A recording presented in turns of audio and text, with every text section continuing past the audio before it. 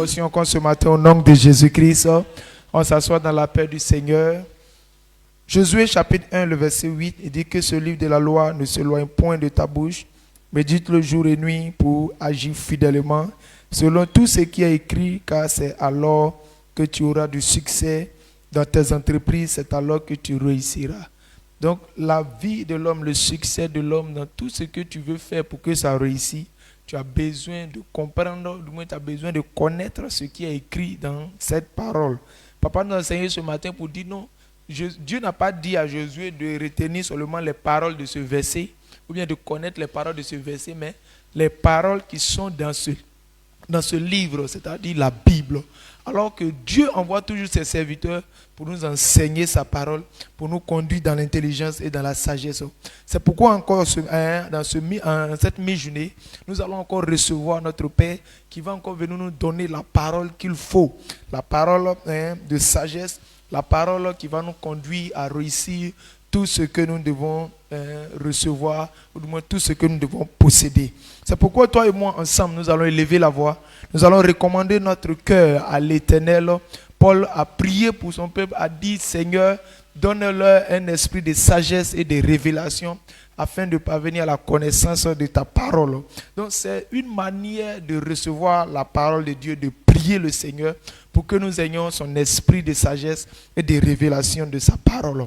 Élève la voix et commence à prier l'Éternel afin que son esprit dispose ton cœur au nom puissant de Jésus. Père, nous bénissons ton nom, nous te prions encore ce soir. Père, pour toutes ces paroles que tu nous as données ce matin, Éternel Dieu de gloire, et pour toutes ces paroles que tu vas nous donner encore en cette mi-journée, Éternel, nous prions de disposer notre cœur, afin que nous ayons cet esprit de sagesse et de révélation, afin que, Seigneur de gloire, nous puissions avoir la connaissance de ta parole. Illumine les yeux de nos cœurs afin de connaître l'expérience, mon Père, qui s'attache à l'éternel de gloire, à ton appel, au nom puissant de Jésus. Mon Père, c'est toi qui donnes la sagesse, c'est toi qui ouvres les cœurs, c'est toi qui disposes, mon Père, mon Roi, le cœur. C'est pourquoi ce matin, éternel de gloire, nous prions que ton nom soit glorifié, que ton nom soit élevé. Seigneur Jésus-Christ, Père, ce qui est pour quelqu'un, éternel, en cette demi-journée, Père, que nous puissions recevoir cela afin de posséder ce qui est notre possession. En ce matin, éternel de gloire, que ton nom soit élevé, que ton nom soit glorifié. Donne-nous cette compréhension de ta parole. Au nom puissant de Jésus, honneur et gloire te soit rendu. Au nom de Jésus, amen. Notre papa est déjà là. Tu vas pousser le cri de joie. Tu vas acclamer Jésus pour le recevoir. Acclame Jésus.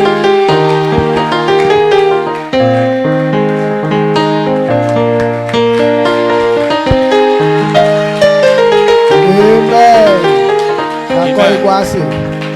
S'asseoir. Dieu te bénisse. Quand on acclame, c'est beau à voir. Mais ce pourquoi tu acclames quand tu ne peux pas obéir, c'est ça qui est problème.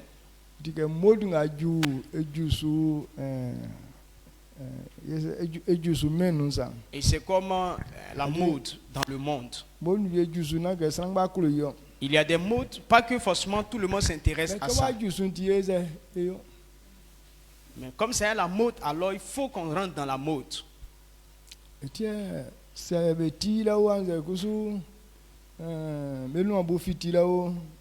Donc si c'est la coiffure ou bien si c'est les percer les lèvres. Les gens le font, mais pas parce qu'ils s'intéressent véritablement à ça. Et c'est comme ça d'autres prennent le service du Seigneur. Ils prennent ça comme chose à la mode. Tout le monde va à l'église, alors j'y vais. C'est pourquoi tu viens. Mais toi-même, tu n'as pas encore compris que servir Dieu est différent de l'amour, que l'amour c'est pour rendre simplement plaisir. Là, tu le fais quand toi-même tu veux. Si tu ne veux pas, tu ne le fais pas. Ça ne va rien t'affecter.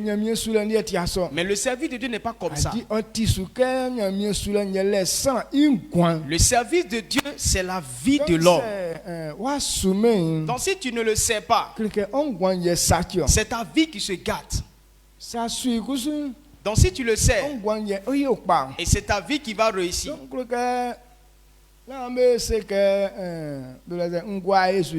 ne pensez pas que c'est des contes que nous racontons. Non, on est là, c'est à la mode. On vient, on s'assoit un peu et puis on s'en va. On acclame un peu et puis on s'en va. Mais à chacun a sa pensée qu'il a.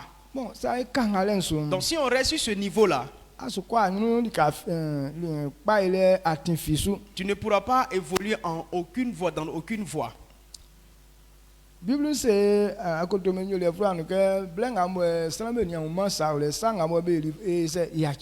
Bible nous dit dans les Actes des Apôtres que lorsque les gens étaient inconscients du péché, ce qu'ils faisaient n'était pas tenu contre eux. Voici la grâce des païens. Dieu les considère comme inconscients. Donc ils font des choses. Ils devraient mourir. Mais Dieu les fait grâce. Parce qu'ils se disant qu'ils sont encore inconscients. Mais toute personne qui a accepté Jésus, la Bible nous dit que tu es censé connaître la chose parce que tes yeux se sont ouverts. Donc toutefois qu'on a accepté Jésus, ce même jour-là, Dieu te dit, maintenant, le temps qu'il te reste à faire, tout ce que tu vas faire sera jugé. Elle dit que tout ce que tu fais, tu le fais maintenant exprès. C'est pourquoi, quand vous voyez qu'un chrétien fait quelque chose, la conséquence est tellement difficile, telle grave. La conséquence est telle grave. Parce que tu avais les yeux ouverts et tu as fait ça par exprès. Hébreu 10, le verset 26 nous dit,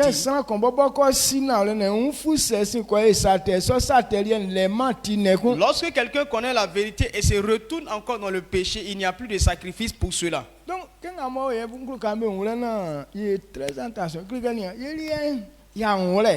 je veux que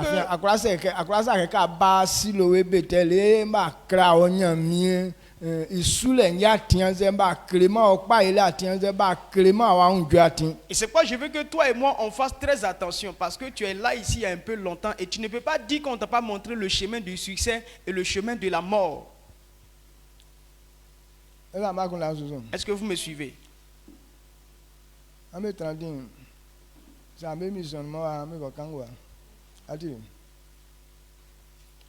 Amen. On t'a montré et exprès. Et tu dis non, je ne comprends rien et puis il m'a fait. La même année que tu as compris, qui te pousse à prendre de la nourriture et mettre dans ta bouche. Alors il faut comprendre l'œuvre de Dieu comme ça. On ne mange pas la nourriture parce que ça est à la mode. Ou bien toi tu manges parce que ça est à la mode. Non, comme tout le monde mange, donc c'est pourquoi je mange. Ce n'est pas pour ça qu'on mange. Mais on mange parce qu'on a faim et que c'est nécessaire que nous puissions manger. Donc ça veut dire qu'on le fait pour un besoin. Je mange pour avoir la force. Et c'est pourquoi on mange. Et c'est comme ça le service. Non, je ne le sais pas parce que je n'ai rien à faire. Non, mais c'est le chemin de la vie.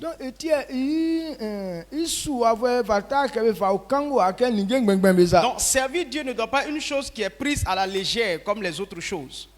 Donc Donc toi et moi, on doit comprendre et changer notre manière de servir Dieu. Et c'est ce genre de service-là qui fait que ce que les gens font, ils n'en profitent pas. Tant que tu n'as pas encore pris ça au sérieux,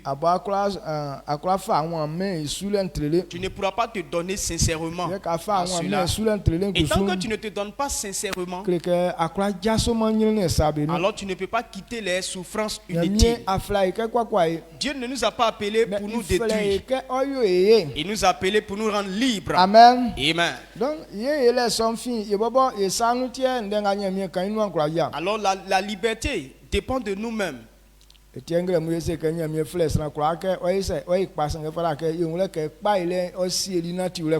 c'est pourquoi Dieu a appelé tous à réussir, mais la réussite dépend de certaines voies.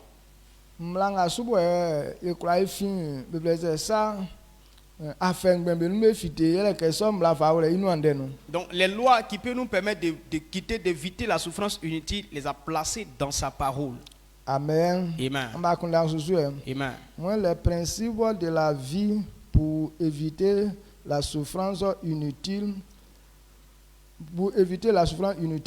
Donc les principes de la vie pour éviter la souffrance inutile.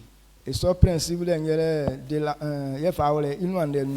principes de la parole. Donc ces principes-là sont incorporés dans la parole, les principes de la parole.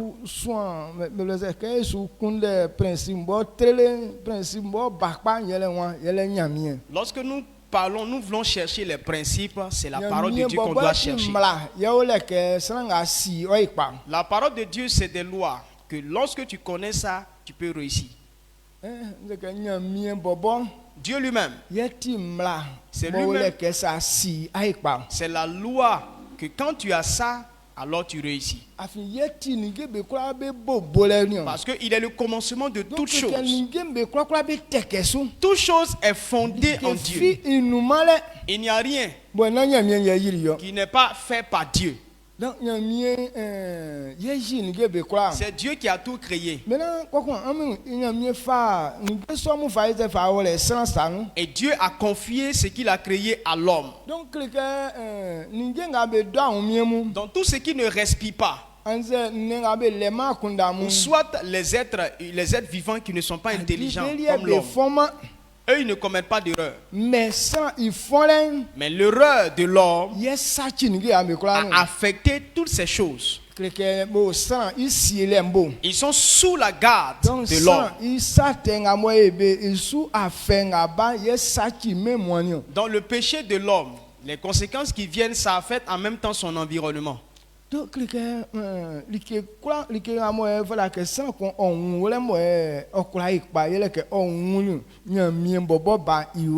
ce qui va permettre à l'homme de réussir, c'est de connaître Dieu. Mais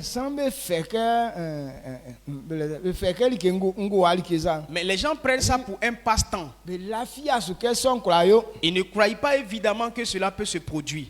Mais je veux que toi et moi on comprenne que c'est la vérité.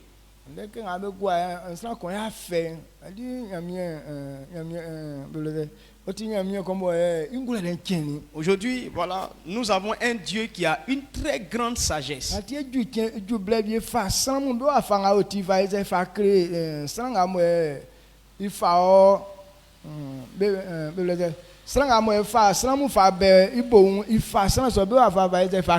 Donc c'est pourquoi Dieu souvent il montre la vie du peuple. La façon dont la vie du peuple se conduit, ils montrent ça à leurs bergers. Pour que quand les situations arrivent, ils puissent savoir que non, ça ne vient pas de Dieu. Ça ne vient pas de Dieu. Mais ça vient même de la personne elle-même. Amen. Amen. Donc comprenez ça. Ce n'est pas les pleurs qui vont nous faire réussir. Mais obéis aux paroles de l'Éternel. Tu obéis, tu t'en sors. Tu n'obéis pas, tu es détruit. Voici comment ça fonctionne. Il n'y a pas de changement. Donc, pour ne pas que cela t'arrive, médite la parole de Dieu tout le temps. Parce que tout est dedans. Lorsqu'on est en train de lire, c'est ainsi qu'on pourra découvrir que Dieu nous a dit de faire ça. Et si on ne fait pas, voilà ce qui nous arrive. Et c'est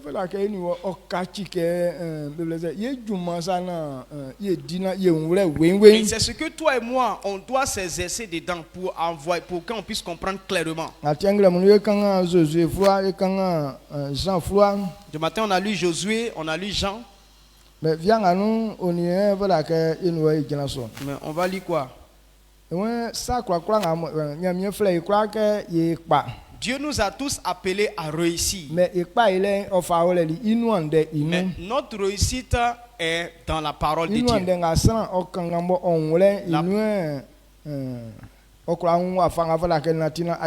L'homme pourra savoir ce qu'il doit faire pour réussir lorsqu'il va étudier, méditer la parole de Dieu et comprendre. Donc il y a plusieurs types de principes. Il nous a demandé de méditer et de comprendre.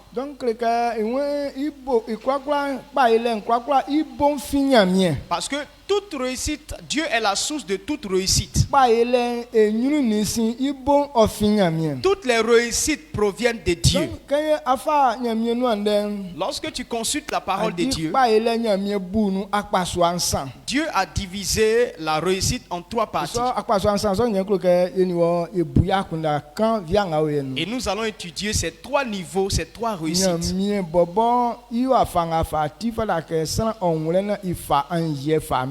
Dieu, l'homme doit comprendre comment Dieu fonctionne pour qu'il puisse lui donner toutes sortes de la crainte. Donc voici la première type de réussite. Quand on dit de craindre Dieu, il est le commencement de toutes choses. Si tu ne le crains pas, s'il y a des choses que tu dois faire pour réussir là, puisque tu ne le crains pas, tu ne réussiras pas. La crainte, c'est que si tu n'obéis pas à ce qu'il dit, même si on te dit on fait comme ça, on réussit, mais quand tu vas faire pour toi, ça ne marchera pas pour toi. C'est la première chose. La deuxième, il a béni le service. Celui qui le sert doit être récompensé. Donc la loi du service est là. L'homme doit obéir à cette loi. Lorsque tu donnes ta vie à Jésus, alors ça va marcher pour toi. La troisième loi, et c'est la loi du vécu, du vivre avec les autres, ou bien la fraternité. Il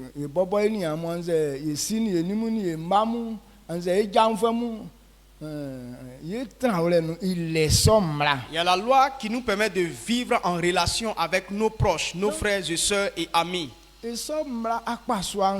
Donc ces 3 lois, et Dieu dit qu'on a qu'à étudier sa parole pour connaître ces 3 lois. C'est ainsi que tu peux rentrer dans le programme de réussite de Dieu. Amen. Donc on commence par la première loi.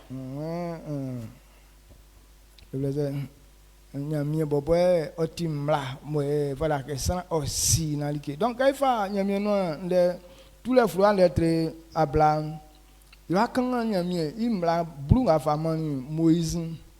Donc donc la première loi, c'est la loi de la connaissance de Dieu lui-même. Et dans Exode 20, le verset 6, les 10 lois, et dans ces 10 lois, il y a toutes ces lois qu'on a parlé de ça, se trouvent dans ces 3 lois. Dans ces 10 lois. Amen. Amen. Donc,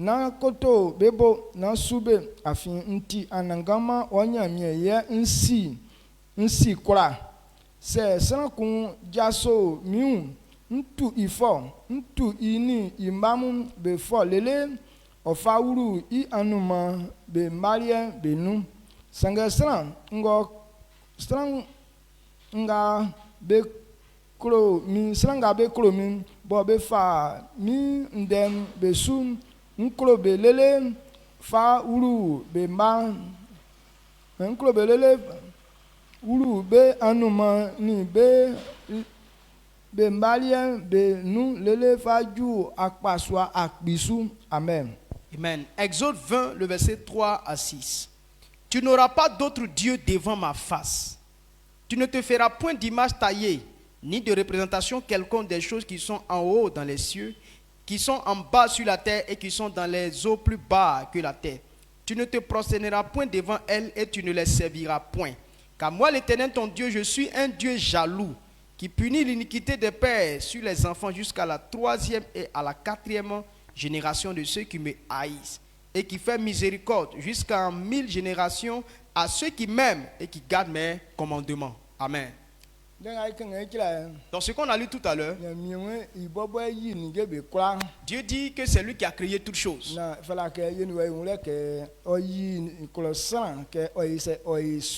Il a créé les hommes pour que les hommes le servent.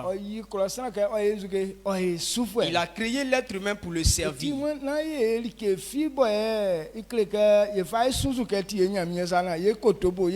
C'est pourquoi il nous a demandé de ne pas fabriquer quelque chose qui va représenter Dieu pour adorer ça. Tout ce que nous voyons sur la terre, on ne doit pas prendre considérer un comme notre Dieu.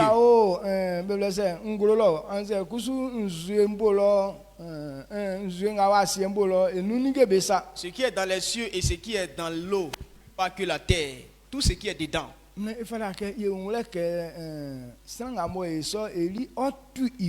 Et on dit qu'il doit savoir que celui qui fait ça va avoir la conséquence de la part de l'Éternel. Et on doit savoir que Dieu est un Dieu jaloux. Et sa jalousie est un feu dévorant. Donc ce que Dieu dit là, c'est une loi perpétuelle qu'on ne va pas changer. On ne doit pas dire que non, Dieu a dit ça avant et que ce n'est plus d'actualité. On doit savoir que celui qui n'obéit pas à cette loi-là, Dieu qui t'a créé est un Dieu jaloux. Celui qui n'obéit pas et qui prend une autre représentation de Dieu, et que un autre animal là est ton Dieu, et c'est lui que tu le vénères, que tu l'adores, alors Dieu te punira. Donc les hommes doivent comprendre clairement cela pour s'épanouir sur la terre. Quand il lit ça, pour toi ce n'est pas quelque chose de consistant. Bon, quand Damon est en train de lire là, on ne voit pas Dieu en train de nous dire ça franchement. Dieu même n'est pas auprès de nous, on ne le voit pas. Donc si j'obéis ou pas, il lui va me voir où? C'est pas pourquoi on se cache.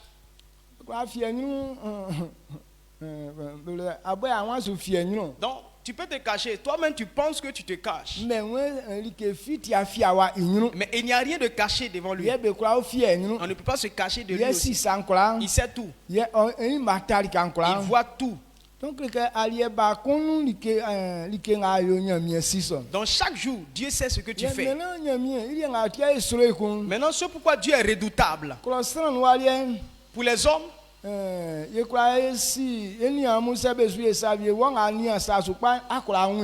que quand les hommes sont en train de faire quelque chose, seuls ceux qui ont l'œil avisé, c'est eux qui peuvent faire des remarques. Mais nous qui ne remarquons pas, c'est quand la chose pique ton œil, c'est là que tu t'en rends compte. Mais ceux qui ont l'œil avisé, ils voient ça. L'homme ne peut pas voir dans la pensée de l'autre. On peut regarder les choses qu'on fait. Mais connaître la pensée de quelqu'un, l'homme n'a pas cette capacité. Tu peux voir quelqu'un qui te présente comme il est gentil. Pourtant les pensées au fond de lui sont si mauvaises.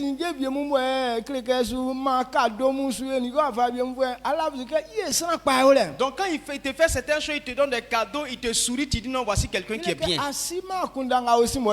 Mais tu ne sais pas la pensée qui le motive à faire ça. Mais Dieu, ce que tu n'as pas encore fait, ce que tu vas faire dans 10 ans, Dieu sait tout. Il connaît toute ta pensée.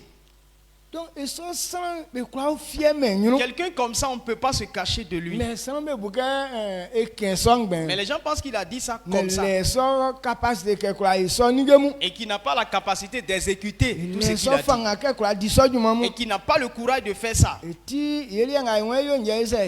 Donc nous, on fait ce qu'on veut. Si on ne veut pas tomber dans la souffrance inutile,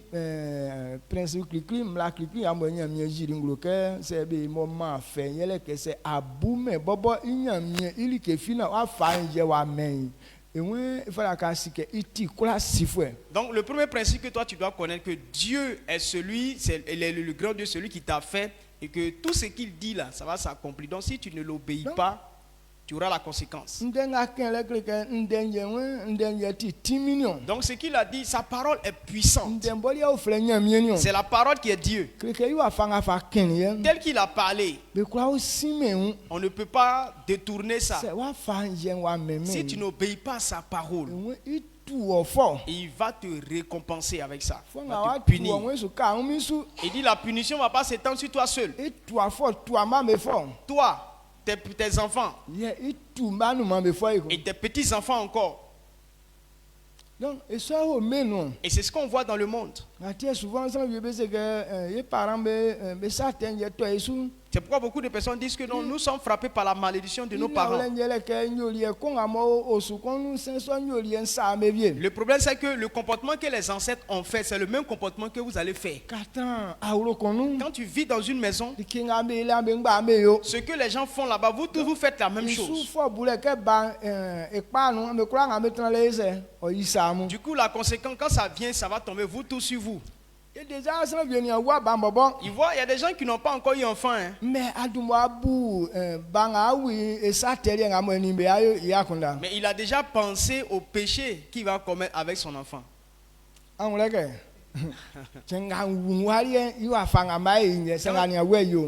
je vais faire mon enfant là, voilà comment je vais faire avec lui. Pourtant, il n'est pas encore venu au monde. Déjà, tu l'as déjà livré à la malédiction. Malédiction est déjà placée pour attendre l'enfant.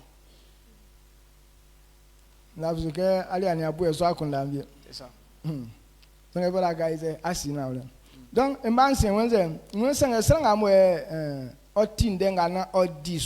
mais le verset 6, il dit que si quelqu'un obéit, ce qui me plaît chez Dieu, c'est que la bénédiction est largement plus grande que la malédiction. Le verset 6.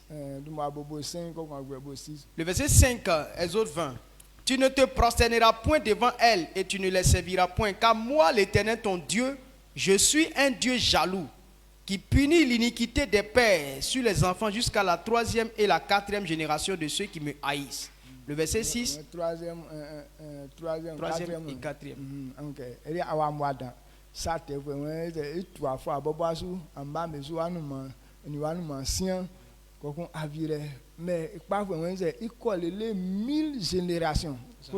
Le verset 6. Et qui fait miséricorde jusqu'en 1000 générations à ceux qui m'aiment et qui gardent mes commandements.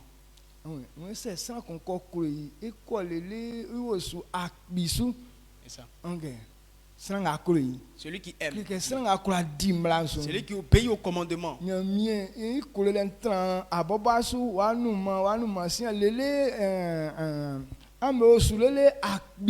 L'amour de Dieu va se répandre sur ta vie, sur tes enfants, jusqu'à la 1000e génération.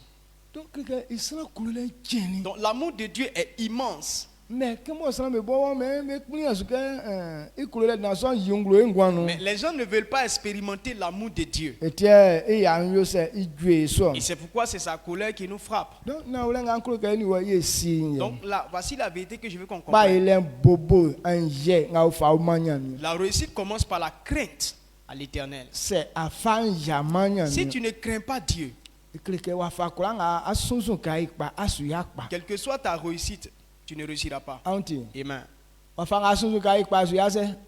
Bien vrai que tu veux réussir, mais ça ne marchera pas pour toi. Actuellement, les gens disent non, mais je n'obéis pas, non. Mais me voilà. Mais regardez comment aussi les gens meurent. Les gens meurent comme les poulets grippe aviaire. C'est quelqu'un qui fait son programme, vous êtes satisfait de son programme. Le lendemain, on vous annonce qu'il est mort.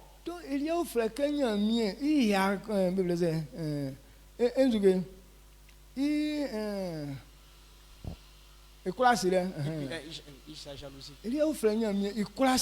ça qu'on appelle la jalousie de Dieu.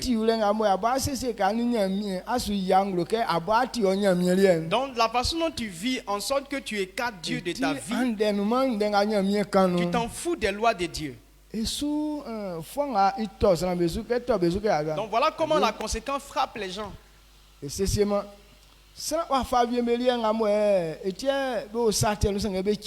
Pour les personnes qui sont dans le péché et qui vivent toujours, il arrive des moments où Dieu choisit des gens. Pas parce que non, tu es bon. Mais il prend ces personnes-là pour vous montrer la conséquence du mal, du péché. Donc il y a des gens qui font des mauvaises choses. Et puis tu les vois, ils sont là. Il est en train de l'utiliser à enseigner.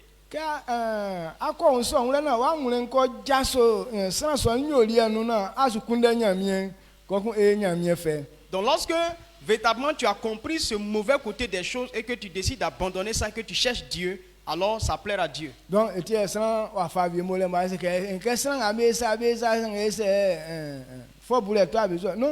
il est blé famille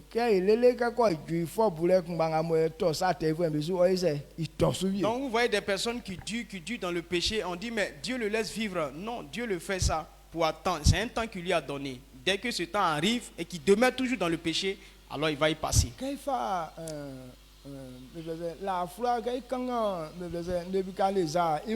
Quand nous prenons l'histoire de Nebuchadnezzar,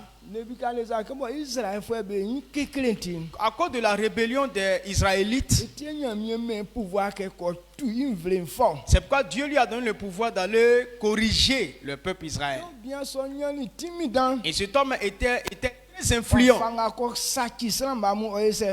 Et tel qu'il devrait tuer les hommes, il a fait. Mais quand il est arrivé, la conséquence est retournée contre lui. Comment ça a commencé? Il a commencé à s'énorgueillir lui-même. Il est devenu fou. Jusqu'à 7 ans durant. Ce n'est pas 7 mois. C'est pas 7 jours non plus. Mais 7 ans dans la folie. Et c'est ça là, c'est souffrance à négliger. S'il n'était pas déjà dans la gloire, on peut dire bon, il est dedans déjà, il est habitué. Mais lui-même, il était pleinement dans la gloire. C'est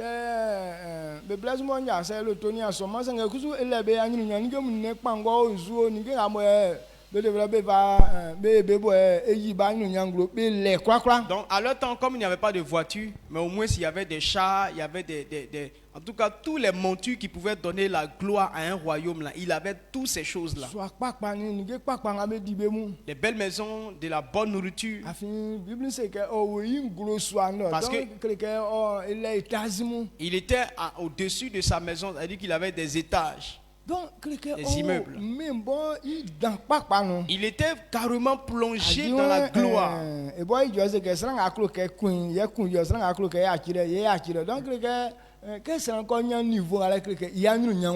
Donc lui-même il a commencé à dire que non, je tue qui je veux, je lève qui je veux. À ce niveau-là, ça veut dire qu'il était au sommet de sa gloire. Et cet homme est devenu fou un coup. Est-ce que c'est pas honteux? Il était dans la brousse. Il mangeait dans les poubelles. Parce que quand tu es fou, tu n'es plus conscient de toi-même. Donc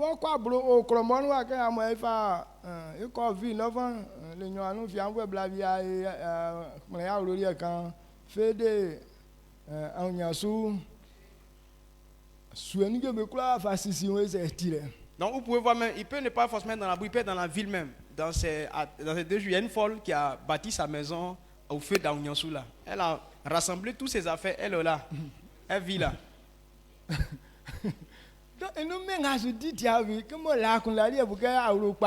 Donc pour elle, comme elle n'est pas consciente d'elle-même, elle pense qu'elle est en train de faire la vie comme ça. Toute personne qui connaît là où elle habitait, quand il va voir cette femme, il va vouloir pleurer. Celui qui connaissait le début de cette femme, il sera dérangé de ce qu'elle fait maintenant. Et c'était le cas de Nebuchadnezzar. Tout un roi qui est en train de manger maintenant la poubelle. Vous le voyez coucher maintenant en bordure de route. Pourtant il a femme et des enfants. Et c'est pas. Elle dit que le travail que Dieu a fait avec lui, il est en train de payer la récompense.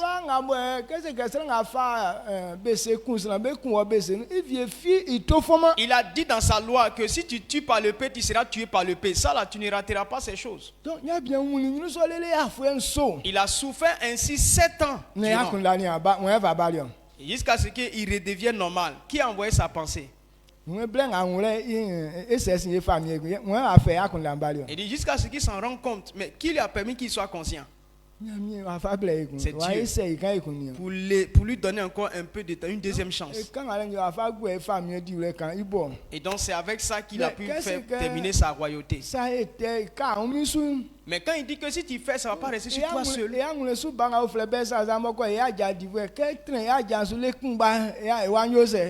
Donc son premier fils, chéri, qui a pris son royaume, lui-même son premier jour de s'asseoir sur le trône, c'est là il est mort.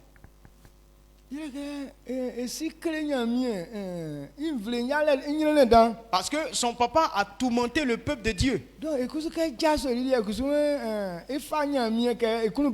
Donc lui aussi, son fils, lui, il a pensé prendre Dieu comme son propre sujet, son enfant. Donc lui-même n'a même pas fait 2 jours. Un seul jour, il est mort. Donc pourquoi Dieu veut qu'on écrive toutes ces histoires?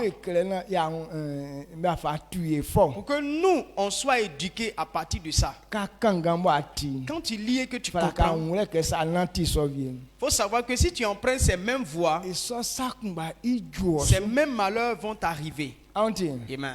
Et nous demandons de craindre Dieu. Tout ce qu'il dit là, crains-le. Et ce que Dieu dit, on ne peut pas changer. Il y a des réussites. La réussite, il faut comprendre que non, il y a des paroles qu'on ne peut pas changer. Au milieu de nous, ce que nous on dit, on peut changer ça. Mais les paroles de Dieu sont inchangeables. Quand il a prononcé, il a prononcé. Et c'est la première chose que toi et moi on doit comprendre. Amen. Amen. La deuxième, C'est la loi du service. Donc, Dieu a créé les hommes pour qu'ils le servent. Parce qu'il y a des lois. Si tu ne les fais pas, et c'est que tu ne te fais pas serviteur. Donc tous ceux qui n'obéissent pas à cette loi, la bénédiction ne sera pas sur ta vie. Les bénédictions que Dieu a prononcées, et ce sont ces bénédictions qui sont dans le monde entier. Ça veut dire que c'est la chose qui produit la vie. Quand la bénédiction est sur ta vie, alors tout ce que tu fais, ça te réussit. Mais ce que Dieu n'a pas béni et qui est maudit, tous ceux qui sont rentrés dedans, c'est la malédiction qui a toujours frappé. Amen. Donc, il y a beaucoup d'attitudes que la bénédiction ne suit pas. Donc si tu es dans un tel domaine, quel que soit ce que tu es, la malédiction va te suivre. Parce que Dieu a placé des malédictions sur ces choses-là. Que tu sois un enfant légitime, quel que soit ce que tu es, quelle que soit la gloire que tu as, si tu pratiques ces œuvres, tu vas tomber dans la misère. Amen. Amen. Amen. Regardez le grand roi Saül. La gloire qu'il avait, c'était pas petit. Mais comme il n'a pas pu obéir à Dieu, regardez comment Saül est mort. Au commencement, Dieu ne lui parlait plus. Quand tu n'as pas de révélation, c'est vraiment douloureux. Parce que la révélation nous encourage. Lorsque tu perçois des révélations, tu ne peux pas être angoissé. Mais à un certain moment, il ne voyait plus rien. Donc,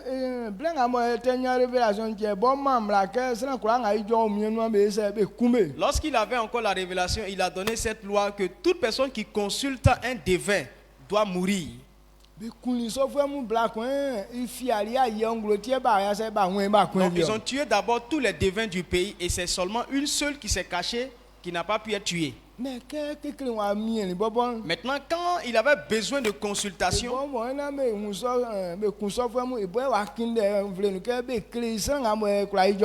lui-même qui ne voulait pas qu'on cherche ces devins-là, c'est lui-même qui a commencé à chercher un devin. La honte. Elle dit que non, sa misère a commencé comme ça. Donc, il est allé voir la femme pour qu'il puisse la voir aussi, il s'est déguisé. Mais la femme l'a reconnu. Et la femme lui a demandé, mais est-ce que ce n'est pas pour venir me tuer? Et ce n'est pas pour venir me tuer puisque tu as voulu qu'on tue ces personnes. Et Saül a dit non, je te jure que ce n'est pas pour te tuer. D'ailleurs, il a vendu son pouvoir dans la main de la femme. En tant qu'un roi, qui a donné une loi qu'on tue ces devins.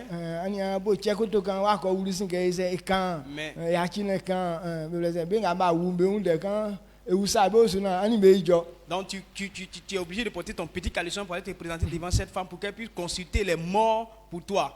Parce qu'on dit qu'il n'a pas porté son habit royal. Donc ça veut dire qu'il a porté des petits chocotos là. Amen. Amen. La misère a commencé comme ça dans sa vie.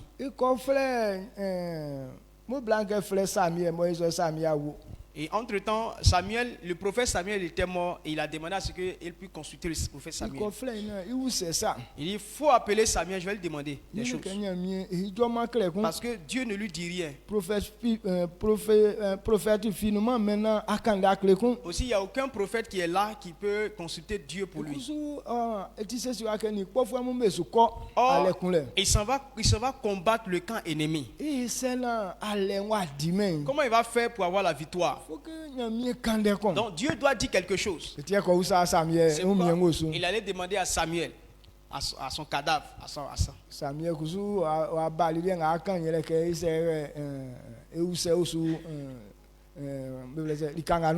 Maintenant Samuel aussi revenu des morts a dit, mais pourquoi est-ce que tu viens encore me chercher encore ici? La seule prophétie que j'ai pour toi, c'est que demain, toi, tes enfants, tes petits-enfants, vous tous, vous allez me trouver ici. On lui partait chercher une parole d'encouragement. Lorsque il a entendu ça, entre-temps, il ne mangeait pas, il a arrêté de manger à longtemps. Il s'est évanoui en même temps. Pour ne pas que la femme puisse avoir problème, elle a pris l'eau, beaucoup d'eau pour laver son visage pour qu'il revienne à lui-même. La femme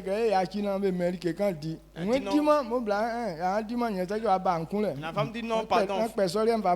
Je vais te donner la nourriture, tu as mangé un peu. Il dit non, j'ai mangé. La femme me donne un problème comme ça, tu as mangé forcé. Donc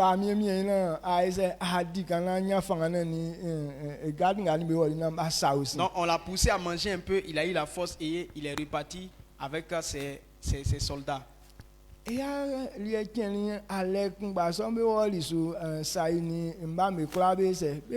Donc effectivement, ils sont allés au combat et lui avec ses enfants, ils sont morts dans la guerre. Ce n'est pas la guerre qui les a tués, mais sa désobéissance à l'Éternel. Donc c'est la récompense qu'on lui a donnée, qu'il est mort dans la guerre. C'est pourquoi les gens meurent. Tout nous tue. On voit que les bouteilles de gaz sont en train de tuer beaucoup de personnes. On dit non, ça s'est allumé.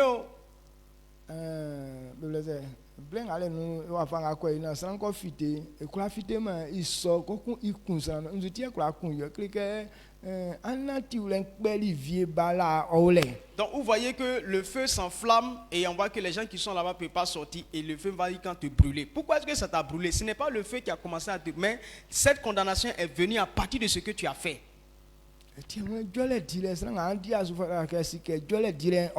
Donc si tu ne veux pas obéir, il faut savoir que le jugement est déjà prononcé. Quand on parle du jugement, lorsque le jugement va venir et que tu n'es pas dans la vérité, ce jugement-là va tomber sur toi. Mais quand tu es dans la vérité, le jugement, ça ne te prend pas. Plutôt, ça te montre, ça t'encourage à avancer. Donc je vais dire ça pour que toi et moi on comprenne qu'on ne se livre pas à ces souffrances. Amen. Amen. Le deuxième,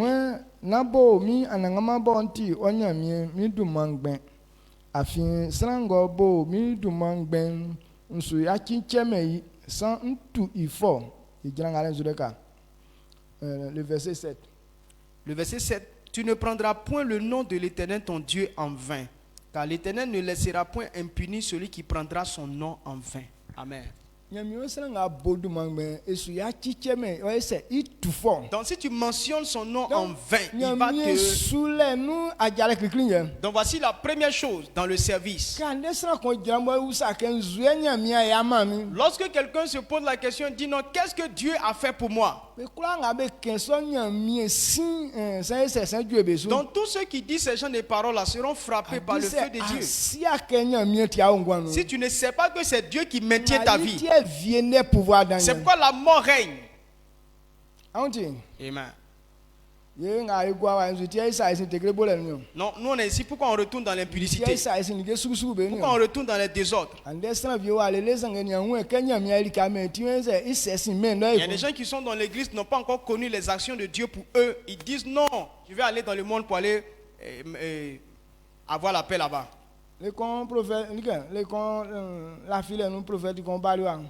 Un jour en sommeil, un prophète est venu ici. Et il venait en colère.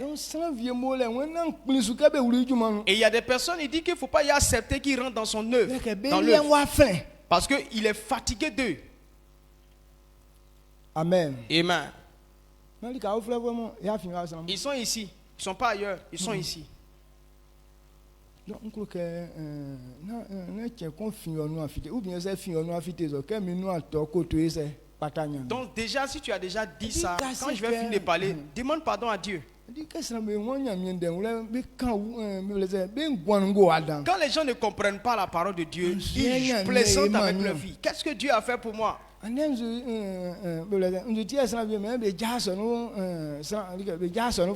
Pourquoi est-ce qu'aujourd'hui les gens disent il ne veut plus marier chrétien? Parce que les chrétiens sont pauvres.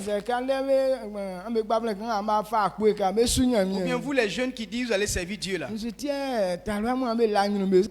Pourquoi les filles là ne vous respectent pas? Parce qu'elles disent que vous n'avez pas l'argent.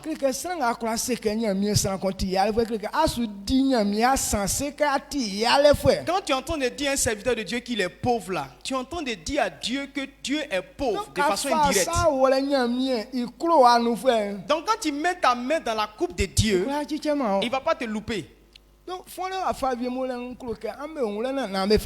y a des erreurs là, je veux que vous évitiez ça. Non, qu'est-ce que Dieu fait pour moi? Pourtant ce qu'il fait pour toi est plus grand que ce que tu penses même. Qui s'est formé lui-même? Non, grandis que tu as grandi là. Tu as acheté quel comprimé tu as acheté pour grandir? Quel est le médicament qu'on t'a donné pour que tu puisses parler? La respiration que tu as payé combien? Dieu fait pour toi cadeau parce qu'il t'aime. Il ne demande rien. Même nourriture que tu manges là. La plupart des nourritures qu'on mange là, c'est poison. Mais à cause de la puissance de Dieu sur nous, quand tu manges, il désamorce le côté négatif et puis te donne le bon. Mais quand tu dis de ta bouche, qu'est-ce que Dieu a fait pour moi? Donc celui qui dit, qui prend le nom de l'Éternel en vain, Dieu a son discours avec toi. Il a ce droit. Parce que c'est pour, à cause de ce qu'il fait que tu ne sais pas. Dieu lui il sait ce qu'il fait pour toi. Dieu nous a créés pour qu'on le serve.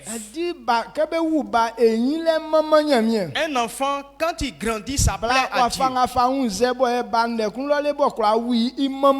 Lorsque une femme conçoit un enfant dans son ventre, l'enfant grandit, qu'elle accouche là, ça glorifie Dieu. Il n'y a aucun être sur la terre qui parle, c'est l'homme. Donc quand l'homme commence à parler, ça glorifie Dieu. Donc Dieu a créé l'homme et il est le Dieu créateur.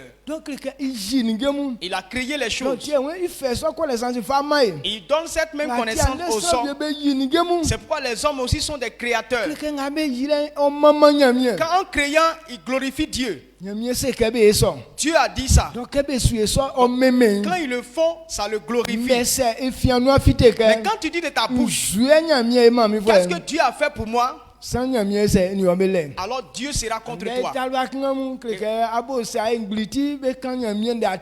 Les jeunes filles maintenant, comme tes fesses là sont bien rondes là, donc quand on te prête, tu ne veux pas écouter. Pourtant, fais ce que tu as là, tu as payé combien et puis on t'a donné? Non, c'est devenu pour toi entreprise. À cause de ça, on ne peut plus te prêcher la parole. Non, à cause de mes fesses qui sont grosses. Donc tu dis ce que tu as envie de dire. Dieu dit, toute personne qui prend son nom en vain, sachez que si ce n'est pas à cause de Dieu,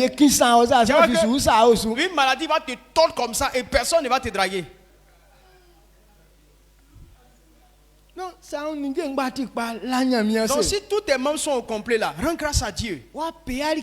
Tu n'as payé aucune somme pour que tu aies une belle un beau visage. Tu n'as rien payé pour que ton langage plaise aux autres. Mais malgré tout cela, ton visage là s'est étiré comme ça. Qu'est-ce que Dieu a fait pour moi? Et puis on me dérange de servir Dieu.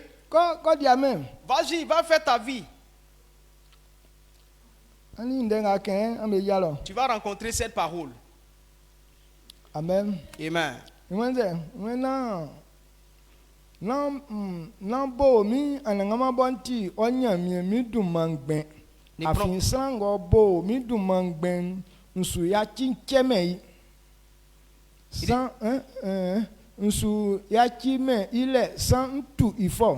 Tu ne prendras point le nom de l'Éternel ton Dieu en vain, car l'Éternel ne laissera pas impuni celui qui prendra son nom en vain. Celui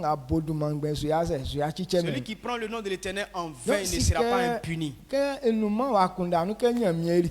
Lorsque tu n'as pas en ton cœur que Dieu fait quelque chose pour toi,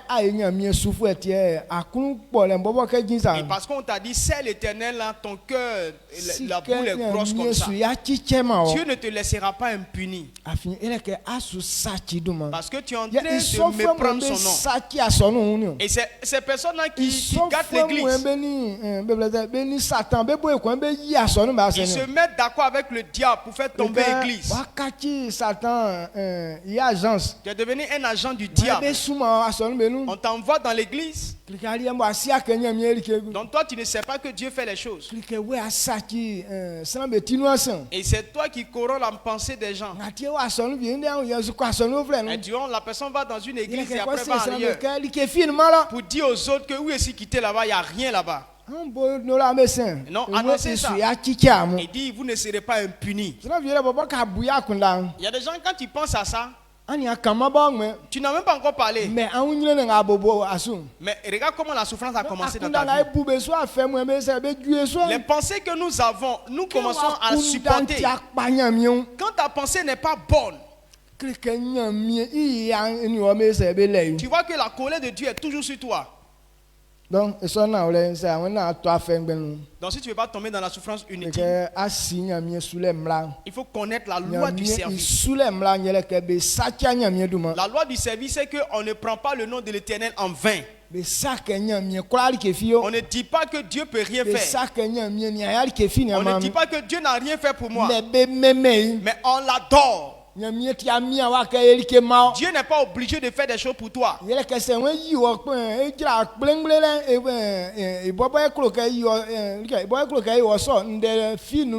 S'il veut te créer nu ou bien avec rien du tout, c'est lui-même qui veut te faire comme ça. Il n'y a pas de problème. Il y a des gens, quand ils construisent leur maison là, ils n'embellissent pas la maison. C'est sa maison. C'est le modèle qu'il veut là qu'il fait, non? Ou bien tu n'as pas encore vu ça. Même les voitures que nous achetons, il y a quelqu'un qui a sa voiture, il maquille ça bien. Il y a d'autres aussi, ils ont leur voiture, ils lavent ça tous les jours.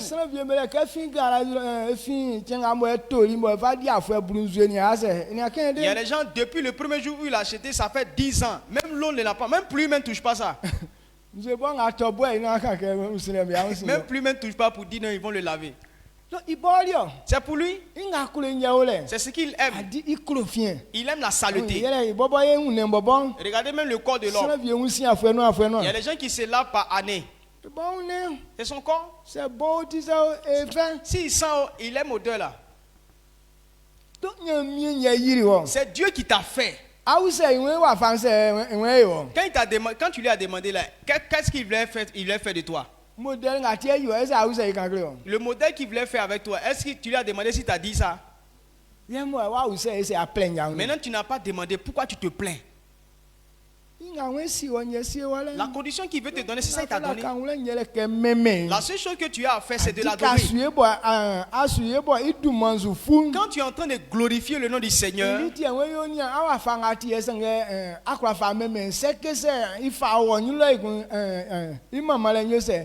il dit non, le niveau que tu as, tu l'honores avec ça. Alors s'il t'envoie encore plus haut, tu vas plus le glorifier. Alors il te prend du niveau et puis t'envoie ailleurs. Tu marches, tu glorifies Dieu. Alors si on te donne une voiture, ta gloire, tu vas encore plus glorifier Dieu. Tu Tu dors au dehors, tu glorifies Dieu. Donc si tu as un bon dortoir, tu vas le glorifier encore plus. Il y a des gens, ils ont tous ces choses. Mais c'est eux qui se plaignent contre Dieu. C'est parce que tu manges, tu te rassasies, c'est pourquoi tu parles mal de Dieu. Et c'est pourquoi ces personnes connaissent maintenant des faim insupportables. Je crois qu'il n'y a pas quelqu'un comme ça ici.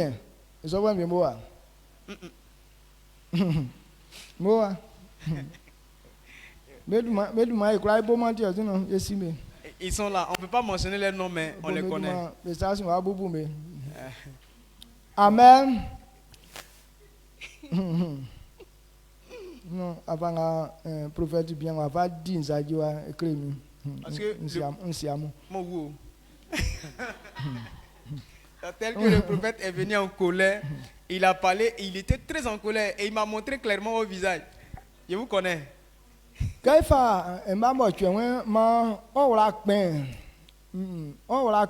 umie dole chensu ma oyo milie krongro fa chemba mfa chemba nsien fa dili jumanga nkodi jumanga akodi di ikura chen nsien son benu mbablu sanga chemba nsosu fuen oti mi anangama bo nti o nyamie mi ngumie dole chen na di juma fi chen sonu se wo bobo se o wa o waya swao o sanu juma di fue blao o sanu juma di fue ya swao o neo au fue ngabe tran wo awro na amu vie fi di juma kenson inumlomlo amen et aviement et aji kan bablu ko afin mfali kenba nsien ye mfa yili ngloni asie ni jemvie oni nigenga be ole be kra gbekun kenba nso su fue mfa deli umie isonti ye mbobo mi anangama nrali minua krama ke kenson yopa ye nkroke oyo milie kronglo nion amen. Amen. Abobo verset 8 à 11. Souviens-toi du jour du repos pour le sanctifier. Tu travailleras 6 jours et tu feras tout ton ouvrage. Mais le 7e jour est le jour du repos de l'Éternel, ton Dieu. Tu ne feras aucun ouvrage, ni toi, ni ton fils, ni ta fille, ni ton serviteur, ni ta servante, ni ton bétail, ni l'étranger qui est dans tes portes. Car en 6 jours l'Éternel a fait les cieux, la terre et la mer, et tout ce qui est contenu. Et il s'est reposé le 7e jour. C'est pourquoi l'Éternel a béni le jour du repos et l'a sanctifié. Amen. Amen. Donc regardez comment c'est intéressant. En 6 jours, il a créé toutes choses sur les cieux et sur la terre. Donc si on veut travailler, quand on travaille dans les 6 jours, le 7e jour, le premier jour de la semaine, qui est le dimanche, il dit qu'il s'est reposé ce jour-là. Et il a béni ce jour. Et que ce jour-là lui appartienne totalement. Donc qu'on le serve ce jour-là. Il dit toi-même, les gens qui sont avec toi, les animaux qui mangent chez toi, ce jour-là, eux tous doivent se reposer et louer Dieu. Et c'est pourquoi c'est le premier jour de la semaine. Donc si Dieu aime déjà ta louange, donc dès les premiers jours, dès que tu as rejoui le cœur de Dieu, alors les autres jours sont bénis. Mais comme c'est dans notre tête que Dieu ne fait rien pour nous, même dimanche pour servir Dieu là, les gens n'aiment pas ça. Et pourquoi les gens disent non, dimanche, je m'en vais rendre visite à un ami. Mais non, je suis fatigué, je me repose. Ou bien je vais laver habits. Elle dit que c'est que quand on travaille pour les hommes, les lois qu'ils nous donnent, on obéit. Parce que là-bas, si tu ne fais pas, on va te chasser. À ce jour-là, on dit non, si tu ne viens pas, on va te chasser. On n'a pas rendez-vous, non. Mais dimanche où Dieu nous a dit de le servir, on fait quoi?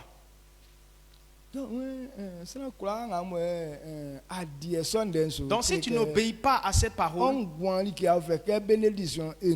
ta vie ne sera pas bénie. Parce qu'il a béni dimanche. Il a béni ce jour qu'on doit le servir.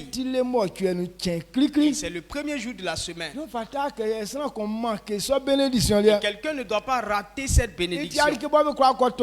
Donc ce n'est pas quelque chose qu'on peut aller acheter au marché. Vous dites je vais aller acheter pour moi. Mais quand tu viens le servir, la joie qu'il tire de ton service, c'est ça qui envoie la bénédiction.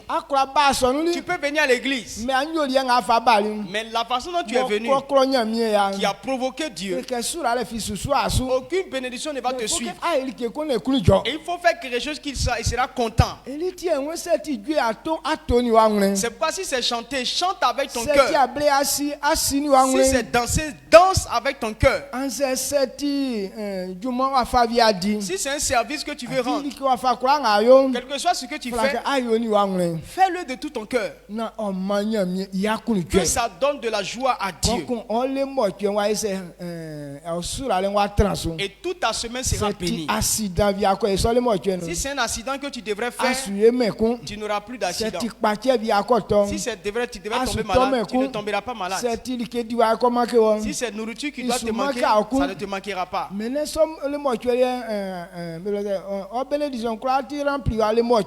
dit que durant la semaine, toute ta bénédiction sera prise en charge.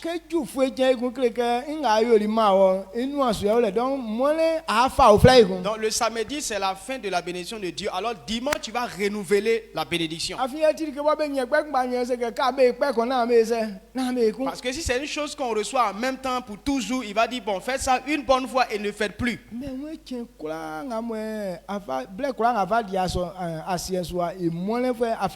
dit que tout le temps que tu vas passer sur la terre, le dimanche, tu dois le servir. Dans la semaine, il y a 7 jours. On prend un jour pour faire 10. Tu as 6 jours. Tu as 6 jours et tu prends un jour, tu donnes le 7e jour à Dieu. C'est comme quand tu as 10 000 francs et puis tu prends 1000 francs pour donner comme 10. Donc toi et moi, on doit mettre dans notre programme, même si notre programme est chargé. Mais le dimanche est consacré à Dieu. Amen. Donc ceux qui ont leurs besoins, et c'est eux qui ont ce genre de programme. En plein temps. Mais nous qui sommes en plein temps, d'ailleurs tous les jours c'est pour Dieu. Parce que tous les jours on sait Dieu. En vérité c'est pourquoi ceux qui ont compris, ils sont tellement bénis. Mais nous, comme on n'a pas encore compris là, on le fait avec colère. On le fait par forcer. Pourtant on ne sait pas Dieu par contrainte. C'est pas mauvais. Si ça détruisait, on allait le faire par contrainte. Il dit c'est moi et je te bénirai. Et puis tu le fais par contrainte. C'est pourquoi ça devient un fardeau pour toi. Donc si tu prends l'engagement de consacrer ton temps à Dieu, réjouis-toi. Amen. Amen. Même si tu n'as rien à te mettre, réjouis-toi pourtant. Que Dieu dit si on le sait, et on ne sera pas misérable. Donc je sais que tel que je suis en train de le servir, je ne serai plus comme si je ne serai pas. Réjouis-toi de ton niveau. Même si tu ne manges pas, réjouis-toi. Si tu es en train d'honorer Dieu avec ces niveaux-là, et Dieu il n'a pas créé l'homme pour ne pas qu'il mange, il t'enverra toujours à manger. Adam et Ève ont péché contre Dieu. Ils ont connu qu'ils étaient nus, ils ont fui la présence de Dieu. Ils ont coupé des feuilles là-bas pour cacher leur nudité. Mais Dieu a connu que la honte n'est pas bon pour l'homme. Malgré leur péché, il a fait des beaux habits. Un bon couturier, il a fait pour eux. Amen. Dans leur erreur, il les a couverts. Et toi qui veux servir Dieu, Dieu ne te couvrira pas plus de 10 fois. Est-ce qu'il va te laisser? Non. Donc on est l'esprit ouvert. Il dit le jour du service de Dieu est béni. Donc s'il dit que c'est béni, si quelqu'un prend son temps pour le servir, alors tout au long de la semaine, est-ce que ça ne sera pas béni? C'est pas celui qui sert Dieu sincèrement. Ces personnes ne tombent pas malades. Ceux qui sert sincèrement, il n'a besoin de rien. Celui qui sert sincèrement,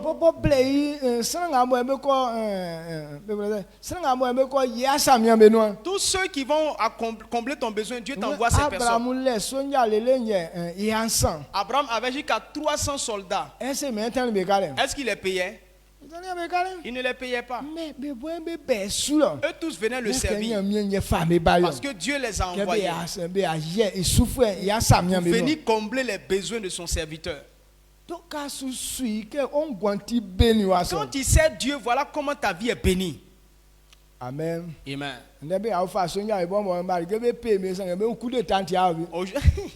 Aujourd'hui, ceux qui embauchent des soldats pour les garder, c'est vrai qu'ils les payent, mais ils font coup d'état contre eux. Mais ceux qui sont auprès des serviteurs de Dieu, est-ce qu'ils font coup d'état? Non. Si tu fais coup d'état, c'est Dieu qui va t'enflammer avec son feu. Regardez Abraham avec Lot. Lorsqu'il a décidé de ne plus servir Abraham et qu'il était autonome maintenant, toute la gloire avec laquelle il est sorti, est-ce que c'est pas resté à Sodome? Il a perdu toute sa gloire.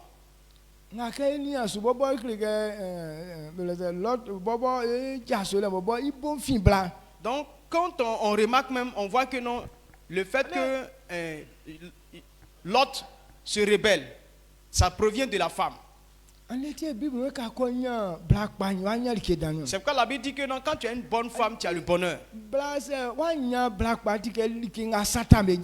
Elle dit que si tu n'as pas une bonne femme, c'est comme quelque chose qui bloque dans tes dents, viande qui reste dans tes dents. Quand vous êtes à un endroit que la femme n'aime pas cet endroit-là, tu ne vas jamais t'en perdre. Elle va te donner des palabres jusqu'à ce que tu sois dégoûté. C'est la femme là qui a oppressé Lot, sa femme. Après papa c'est quelqu'un moi l'a mené Sodome a fini à danser donc mais je blâme c'est be wa lo fa ko kinden nge mu be ba donc ko wuni lokro ye jin enwu kan ina jaso a afanga ya fe ye wa leni Sodome là. Donc il sait que comme là où ils étaient n'était pas loin de Sodome, donc souvent ils partaient faire. Donc quand elle est partie pour la première fois qu'elle a découvert la ville qui était, elle dit non, faut plus on va rester dans Brousse ici. Chaque jour, l'autre, allons à Sodome. Si cette femme aimait Abraham, même si l'autre dit allons que la femme dit non, on n'a qu'à rester là, ils ne vont pas partir. Donc je vous parle pour vous dire.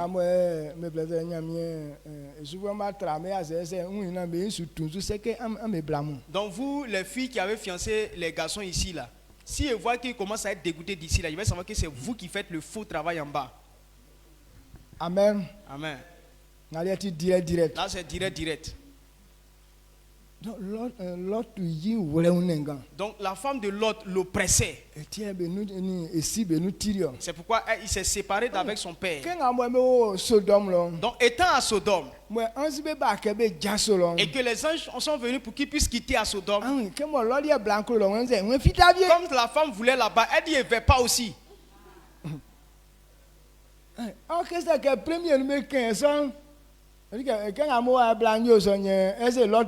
Donc lorsque Lot voulait partir de ce Abraham, si elle avait dit ça, est-ce que l'homme allait partir et Lot allait partir? Là-bas, c'est parce que les anges eux-mêmes ont attrapé main de Lot, sinon il n'allait pas sortir. La femme dit non, on ne bouge pas ici. Parce qu'elle était amoureuse de ce lieu. C'est pourquoi ils se sont déplacés de la maison. Mais elle n'a pas pu sortir aussi. Le soufre est descendu sur elle. Amen. Amen. Donc quand on comprenne ces genres de choses, alors notre service de Dieu ne sera pas en vain. Dieu dit quand on le sait, on ne méprise pas son nom. On n'oublie pas son jour de repos. Lorsque tu es consacré à Dieu, alors tous les jours tu sais l'Éternel. Parce qu'en le faisant, on ne le fait pas par contrainte, mais on le fait dans la joie. Parce que Dieu ne détruit pas l'homme. Mais chaque fois que tu le fais par contrainte, tu dis non, on n'a qu'à quitter, non, on n'a qu'à quitter. Alors tu te livres à la destruction.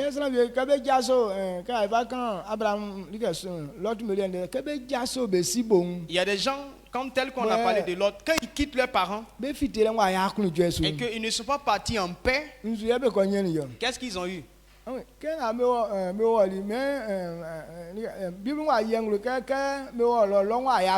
Quand ils sont partis à Sodome, la Bible n'a pas dit que non, ils n'ont pas bien vu, ils n'ont pas profité. Tout était intéressant là-bas.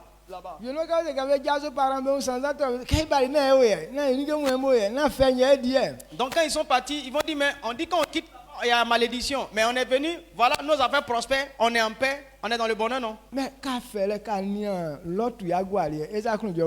quand tu regardes comment l'autre a fini, est-ce que c'est... Quand il sortait de là-bas, il avait perdu toute sa richesse. Sa femme même est restée là-bas. Il est resté lui avec ses deux filles et puis ils sont partis.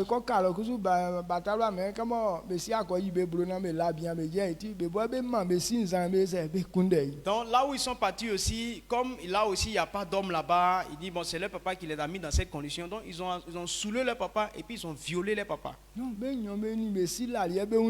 les deux enfants ont couché avec leur papa et ils sont tombés enceintes. Donc ces enfants ce sont les Moabites là. C'est pourquoi Dieu dit c'est les enfants maudits qu'on doit faire disparaître. Voilà comment lui l'a fini. Normalement, auprès d'Abraham, il devrait avoir une famille bénie. Mais la famille de Lot a été une famille maudite. Il a mis des enfants maudits au monde. Oui. Donc les choses ne s'accomplissent pas un même jour. On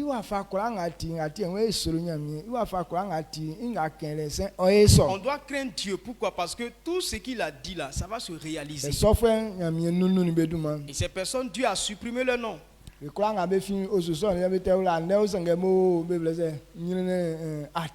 tous ceux qui viennent de cette famille-là, même s'ils sont encore là, mais tu vois que c'est des gens qui sont carrément dans la souffrance. Que Dieu te bénisse. Donc, c'est la deuxième loi. Troisième loi. Principe de la vie pour les hommes. Donc, principe de la vie pour les hommes. Ceux avec qui nous vivons, il y a des lois. Si tu n'obéis pas, tu ne pourras pas être béni.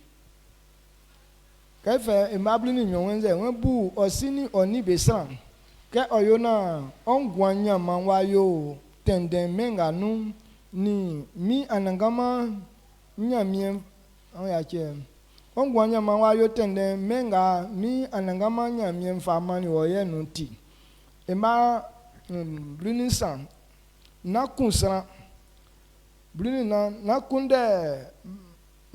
kunde bla oyibo anze bien onbo ema blininu na wa blinisien na ton oviengu soin bliniso na ma oyin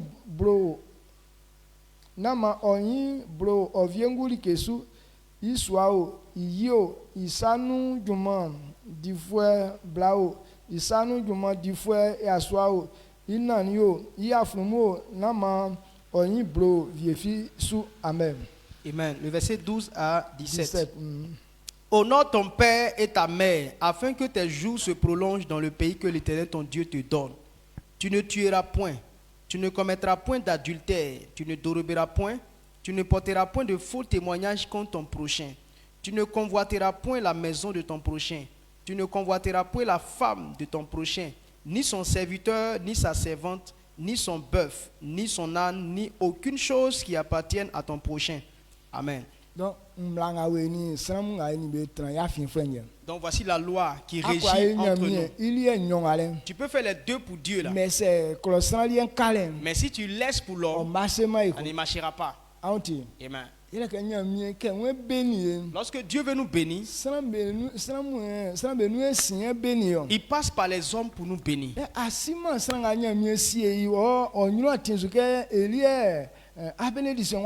Tu ne sais même pas celui que Dieu a placé devant toi par qui la bénédiction va passer. C'est pas on ne doit pas haïr. Celui que tu es là. Pourtant c'est dans lui que Dieu a mis ta bénédiction. Donc dès que tu le détestes là, tu as bloqué ton canal de bénédiction. C'est clair. Il dit honore ton père et ta mère. Un enfant, son premier canal de bénédiction, ce sont ses parents. La façon dont les parents ont souffert pour toi, et puis tu es devenu quelqu'un là, tu ne peux jamais payer ce prix.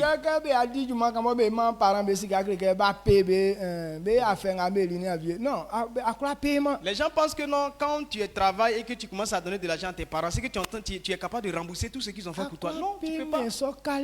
Tu peux jamais payer le prix qu'ils ont fait pour toi jusqu'à ce que tu meurs. Elle dit que ce que tu fais là, simplement pour leur dire merci, pour les encourager. Maintenant,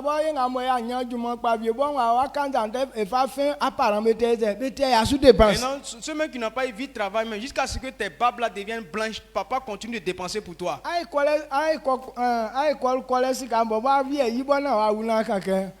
Mais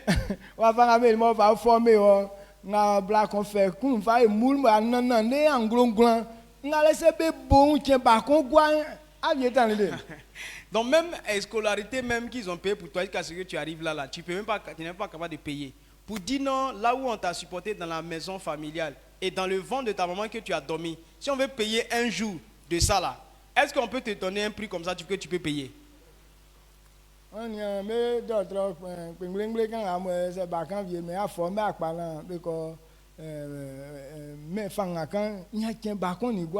Regardez les enfants mal formés qu'on fait dormir dans des couveuses là. Regardez le prix qu'on donne pour ça. Si tu n'as pas une poche consistante, ton enfant ne peut pas faire un mois sans que tu ne puisses enlever ta peau. Maintenant, quelqu'un qui a pris son ventre pour faire un bon dortoir jusqu'en 9 mois. Alors, il y a des enfants qui eux-mêmes, tellement ils aiment ventre là, ils veulent faire 11 mois dans le ventre. Tu as pris assez de temps. On t'a mis au monde, tu n'étais même pas conscient de toi-même. On t'a mis au dos jusqu'à 2 ans. Pour que tu puisses marcher un peu. Maintenant, si tu as eu 10 000 francs pour leur donner, pour toi, tu as remboursé.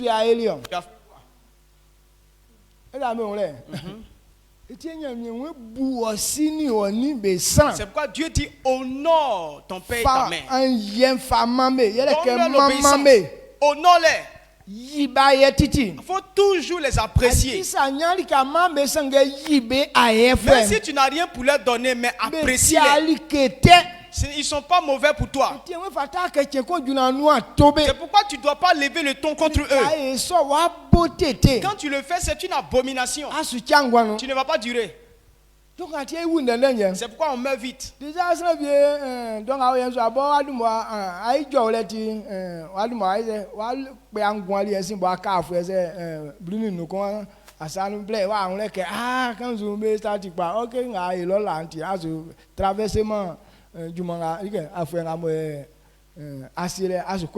Donc il y a des personnes, à cause de ce qu'ils ont dit contre leurs parents, ils ont déjà réduit leur année de vie.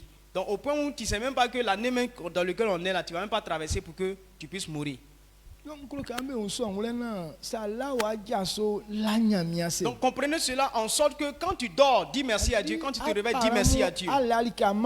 Même si tu n'as rien à donner à tes parents, mais pour leur vie, dis merci à Dieu. Sinon sans eux, la vie que tu te dis que tu es donné hier est là, tu ne vas jamais profiter. Aujourd'hui, quand on commence à aimer la vie, c'est pas l'impudicité, ça coupe, ça détruit la vie des gens. Donc quand un enfant commence à pratiquer l'impudicité, quand les parents disent qu'il ne faut pas sortir là, ils commencent à dire des paroles méchantes contre eux. Souvent, mais ils arrivent à dire que non, vous-même vous avez fait et puis vous dites qu'il ne faut pas nous en faire. Est-ce que c'est pas ce que vous dites? Et quand tu te livres, condamnes à la mort. Eux, ce qu'ils ont fait, c'est pas impudicité. Dieu leur a donné ce devoir et ils t'ont mis au monde. Donc, toi, tu fais ça avec, à cause de ça, tu prends capote. Beaucoup de préservatifs dans ton sac.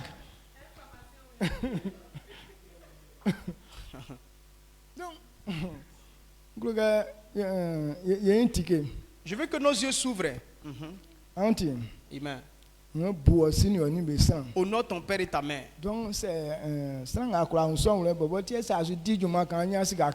celui qui comprend ça, quand tu es en train de travailler et que tu as un peu d'argent, tu dois tellement leur provoquer la joie. Leur faire des cadeaux pour qu'ils soient tellement contents de toi. Tu n'es pas en train de leur rembourser, mais tu es en train de leur donner de la joie. Amen. Et là, tu vas continuer à durer. La bénédiction va te donner toujours la longue vie. Donc, le verset 13, il dit tu ne tueras point. Il ne faut pas avoir l'idée de tuer les gens. Tu ne sais pas par qui Dieu va passer pour te bénir. Il dit ce que tu veux qu'on fasse pour toi, fais-le pour les autres. Comme tu veux avoir longue vie, il ne faut pas penser à tuer quelqu'un. Tu veux que Dieu te bénisse. Il ne faut pas penser à humilier les gens. Il ne faut pas dire non, moi je veux ceux-là qui n'ont qu'à perdre leur vie. Parce que toi-même tu ne veux pas que ta vie se perde. Ce que tu veux pour les autres, ça va te revenir. Si tu penses bien, alors ce qui est bon viendra. Mais si tu penses mal, le mal va te revenir. Dieu a dit à Abraham, ma bénédiction, celui qui te bénit sera, celui qui te maudit sera maudit. Celui qui te bénit te bénit, sera béni. On doit savoir que c'est quelque chose qui est là, qui se manifeste comme ça. C'est pourquoi si tu les insultes, on t'insulte, il ne faut pas les insulter. Si on te tape, il ne faut pas taper. Parce que tout ce que tu fais pour l'autre, ça va te revenir. Mais quand tu fais pour le bien, c'est le bien qui va te revenir. C'est pourquoi quand quelqu'un veut te tuer, quelqu'un te maudit, et que tu n'as pas ça en toi, tout ce qu'il dit sera contre lui. C'est pourquoi les chrétiens, auprès des chrétiens, les sorciers meurent. Mais si tu veux combattre le sorcier avec lui-même son propre âme, c'est toi-même qui vas mourir. Amen. Non, ne détestez pas les sorciers.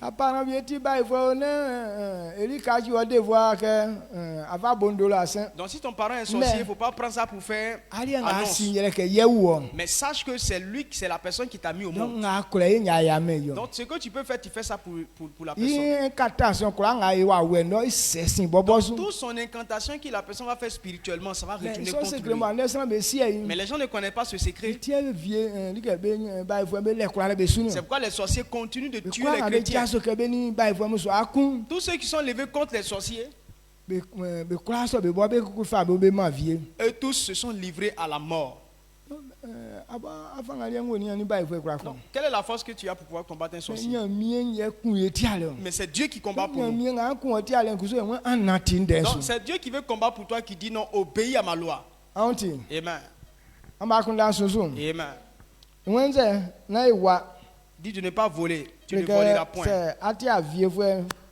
Quand tu voles, on va te voler aussi. C'est pourquoi Satan vole notre intelligence. Parce qu'on vole Dieu. On vole nos parents. Donc à cause de ces pensées, Satan a l'habitude aussi de voler aussi ta gloire. Donc la grâce que Dieu te fait, qui est une bénédiction qui doit produire des choses bonnes pour toi. Donc comme tu as volé le bien des autres, Satan aussi a volé cette gloire. Et c'est pourquoi tout ce que tu fais, il n'y a pas de récompense. Donc si tu ne veux pas avoir ça, il ne faut pas voler. Amen.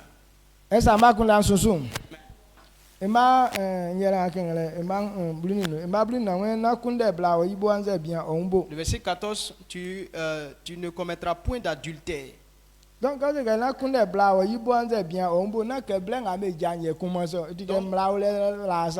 quand on dit non adultère là, ce n'est pas quand tu es marié là que la loi s'applique. C'est elle là qui est déjà placée. Et quelqu'un que tu n'as pas marié, que tu couches avec la personne. Donc quand tu vas te marier, après ça veut dire que tu es adultère à cette personne que tu as mariée après. Donc tous ceux qui ont emprunté ce chemin, ils ne vont pas réussir leur foyer. Ceux avec qui tu as couché avant, il y a quelque chose qu'ils ont gardé en toi. Et c'est avec ça Satan te réprimande. Bon, tu veux rester avec cette femme-là. Mais tel que la personne t'a traité là, est-ce que c'est comme ça la personne te traite aujourd'hui? Donc toujours tu sens que non, la personne ne te satisfait pas. Donc tu te permets maintenant à Satan d'agir dans ta vie. Mais si tu n'as jamais fait, donc toute personne avec qui tu seras, tout ce que la personne va faire te plaît. Parce que tu ne connais pas déjà d'autres réalités. Tu es déjà dans cette réalité. Là, tu dis que c'est comme ça que tu passes. Donc à cause de ça, à cause du diable, tu ne vas jamais oublier ça. Un peu de temps, il te rappelle. Non, lui là, voilà comment il me faisait. Non, l'autre là, la manière de faire, c'est ce que lui a fait la main.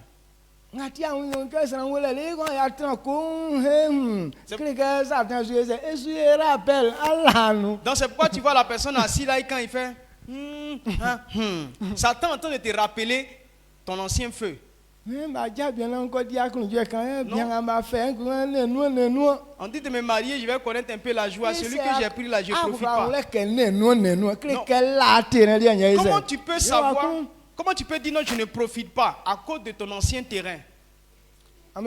Vous comprenez, non? C'est l'ancien terrain qui gâte le nouveau terrain. C'est pourquoi la personne, il te fait rien, mais tu te fâches et puis tu te plains. Que Dieu nous aide. Donc, vous qui n'êtes pas tombé sur l'ancien terrain, vous êtes heureux. Parce qu'on ne va pas vous condamner avec ça demain. Mais il y a des femmes, elle dit non, moi je veux faire la vie. Donc comme ça est dans sa tête, elle ne va pas se veiller sur elle-même. C'est pourquoi tous celles qui ont pris, c'est rare que non, elles sont auprès d'un homme et puis elles regardent seulement dans le visage de l'homme. Il faut te tuer pour elle. Mais elle ne sera jamais satisfaite. Amen.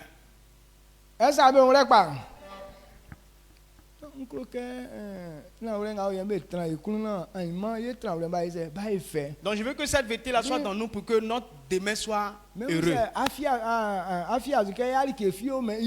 Même si tu caches pour dire non c'est rien, mais on sait que ça fait quelque chose. Toi-même ça te dérange.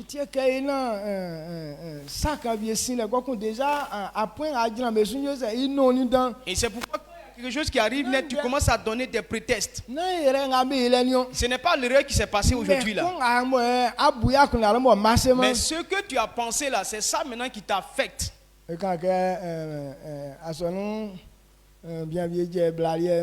Ils ont parlé d'un homme, un chrétien qui a marié sa femme. Et le mariage était grand. Or cette femme là, elle est rodée. Au niveau parcouru de lumière quand elle frappé les 3 fois. Donc cette femme elle a visité des grands types avec des gens qui sont rodés dans la chose. Donc dans ça elle est venue marier un homme. Maintenant le client lui à la lune de miel il s'est arrangé pour faire ses 3 bons coups. Et puis il dit Haï, tu fais c'est quoi ça?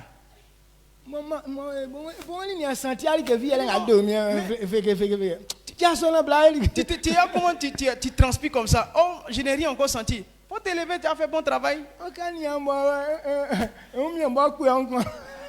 Pourtant, on voit le monsieur, il est essoufflé. Même sa respiration ne descend plus. Donc elle dit non, si c'est comme ça tu as fait avec moi là, c'est que on va pas aller loin. Et ils se sont séparés effectivement. Et elle a gaspillé l'argent du monsieur comme ça. Parce que quand tu veux que le mariage soit intéressant là, ça prend de l'argent. Donc toutes ces dépenses là, à cause de cette femme là, il va préparer un autre foyer. Qu'est-ce qui crée ça? Ça c'est le monde, la vie que tu as fait avant. Donc c'est pourquoi on dit veillez sur vous-même. Amen. Oui. C'est une maladie terrible. C'est quelque chose qui corrompt la pensée de l'homme. Quand tu rentres dedans, Satan garde ta tête. Quand un enfant commence à faire impudicité, Satan corrompt toute ta pensée. Donc à cause de ça, tu ne réfléchis pas bien. La sagesse, l'intelligence n'est pas en toi. Tous ceux qui font la vie ne sont pas sages. Amen. Satan corrompt les mentalités. Pour que tu restes toujours dans cette vie odieuse. C'est pourquoi souvent, il y a des hommes, ils ont une femme qui est belle.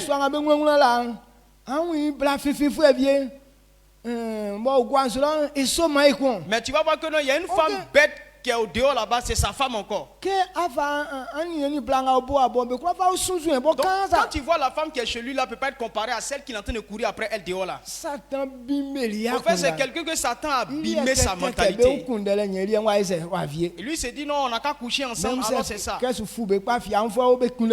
quand ils sont tellement fous, ils couchent même avec les folles qui se promènent. Quand c'est haut niveau maintenant, ils couchent avec tous les animaux. Que quelqu'un ait la pensée pour coucher avec un animal, oh, il est fou, hein? Satan, il détruit la pensée des gens et les gens ne savent pas ça.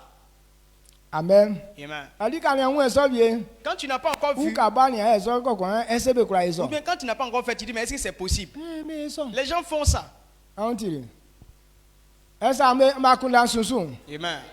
Donc même chose. La même chose. Blanc. Malgré ya soit dans femme, tu peux voir que non, l'homme travaille beaucoup. Il achète voiture pour la femme. Mais tu vas apprendre qu'elle couche avec le chauffeur. Ou bien couche avec le gardien. Qu'est-ce qui fait ça? Satan a abîmé sa mentalité. Donc, tout ce que l'homme sera en train de faire pour elle, elle ne va pas voir ça comme quelque chose d'extraordinaire. Donc, il ne faut pas donner l'occasion. Tu es en train de dire non, c'est quand je vais me marier que j'ai payé sur moi-même. Quand tu commences aujourd'hui, déjà il commence à corrompre ta pensée. Maintenant, quand tu vas même te marier, tu ne pourras pas te contrôler. Quand tu es un homme aussi, quand tu vas te marier, tu ne pourras pas te contrôler. Parce que ta pensée est corrompue. Parce que toi, si tu ne fais pas, c'est que tu ne vis pas. Parce que c'est ça qui est resté dans ta tête. Pourtant, ce n'est pas à cause de ça qu'il y a couchage. C'est pour accomplir un but. Amen. Amen. Le verset 7 dit, tu ne porteras point de faux témoignages contre ton prochain. Ce que quelqu'un n'a pas fait, il ne faut pas dire il a fait. Ce que tu n'as pas vu, il ne faut pas dire que non, c'est comme ça. Mais les gens aiment ça. Les papatos là, ils fabriquent des choses.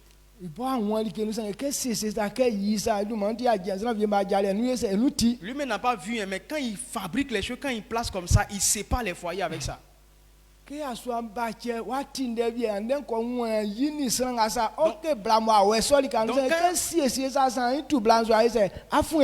que l'homme vient du travail net, il dit au monsieur, j'ai vu ta femme dans tel endroit. Quand il va placer comme ça, vraiment, tu vas être dégoûté de la femme. Pourtant, elle aussi, elle veut être dans un foyer. Tu ne seras pas dans un foyer. Quelqu'un d'autre va colporter des ragots comme ça et tu vas sortir. Ce que tu sèmes, tu récoltes. Donc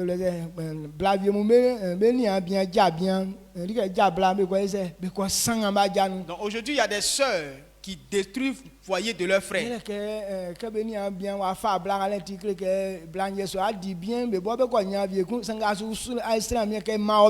D'après elle, quand la jeune fille a pris leur frère, là, elle n'arrive plus à manger l'argent de leur frère. Donc elles vont détruire ce foyer là. Pourtant toi tu veux prendre frère de quelqu'un d'autre pour faire ton mari. Donc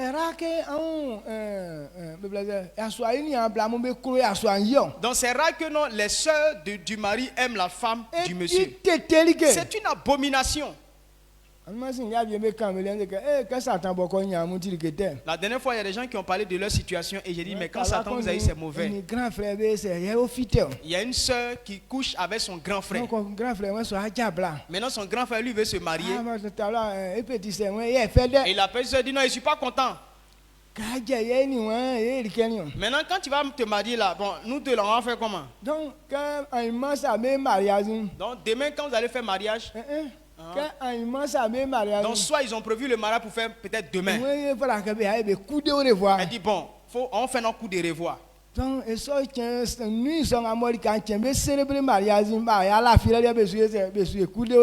la veille du mariage, ils n'ont pas dormi, mais ils ont fait coup de revoir. Et dans cette même nuit qu'ils ont fait là, la soeur est tombée enceinte. Maintenant, après le mariage, il s'est marié, maintenant elle dit à son grand frère, mais tu m'as enceinté. Qui va me prendre?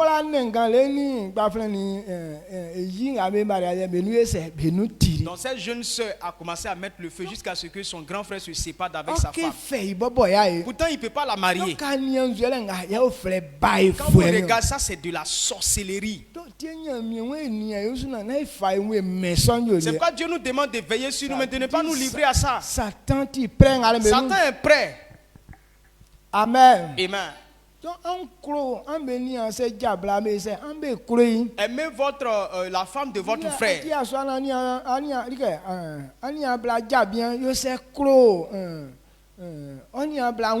Donc si ta soeur s'est mariée là, il faut aimer le mari de ta soeur. Donc tel que tu les aimes comme ça, c'est comme ça aussi les autres vont t'aimer quand tu vas marier frère ou soeur de quelqu'un d'autre. Amen. Aujourd'hui, il y a des moments aussi compliqués. Quels font enfant?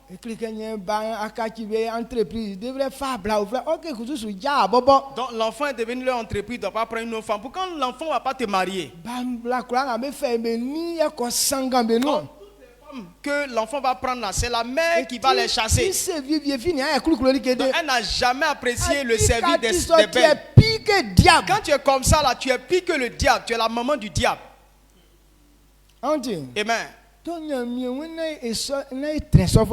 Dieu dit de ne pas être dans cette personne. C'est-à-dire que quand ton enfant a marié une femme, il faut aimer ta belle-fille. Amen. Et c'est qu'elles ne sont pas ici. Mais il y a quelqu'un qui va entendre ça. Il y a les sorciers qui font ça. On a dit, tu as entendu. Amen. Amen. Il dit, il ne faut pas être envieux. Parce que quand tu as la convoitise, Satan va te faire tomber. Donc il ne faut pas convoiter. Faut pas convoiter quelque chose de ton voisin. Ses servants, serviteurs, son enfant, ses animaux. Il ne faut pas convoiter le bien d'autrui. Mets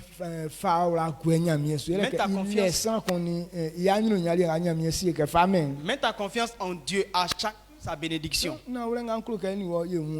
Voici la vérité que je veux qu'on comprenne. C'est 3 niveaux de loi. Lorsque tu t'appliques à ça, tu vas éviter la souffrance inutile. Elle dit que voici les voies qui enlèvent de la souffrance inutile. Elle dit que marcher avec l'homme. La loi du service de l'homme.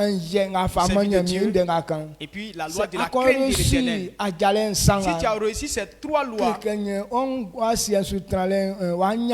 alors ta vie sur la terre sera le bonheur. Tu vas profiter sur la terre jusqu'à ce que tu sois au ciel. Ce soit que Dieu ouvre ton intelligence. Que ce que je te dise, que ça reste en toi. Que ta réussite commence ce soir au nom de Jésus-Christ. Que ta joie soit là maintenant au nom de Jésus. Les mauvaises pensées qui sont en toi, c'est ça qui va t'envoyer la maladie. C'est ça qui va t'envoyer les problèmes. Acceptez. Que vous puissiez quitter de vos problèmes au nom puissant de Jésus. Les souffrances inutiles, c'est les maladies inutiles. C'est-à-dire que c'est nous nos pensées qui occasionnent ces maladies. Tant que ces pensées en toi, maladie va partir. On appelle ça souffrance inutile. La honte inutile. Acceptez. Et acceptez la parole de Dieu. Que vous puissiez quitter de ces souffrances au nom puissant de Jésus-Christ. Il est là-bas dit merci à Dieu. Il dit quand on a compris, on est libre. Et ta guérison viendra. Ta bénédiction viendra. Toutes tes affaires vont prospérer. Amen.